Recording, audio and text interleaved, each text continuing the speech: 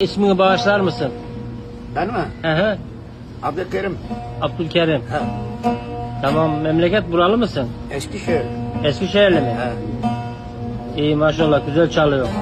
Çektim seni, paylaşacaksın. Tamam canım. İzin var değil mi? Tamam. Tamam.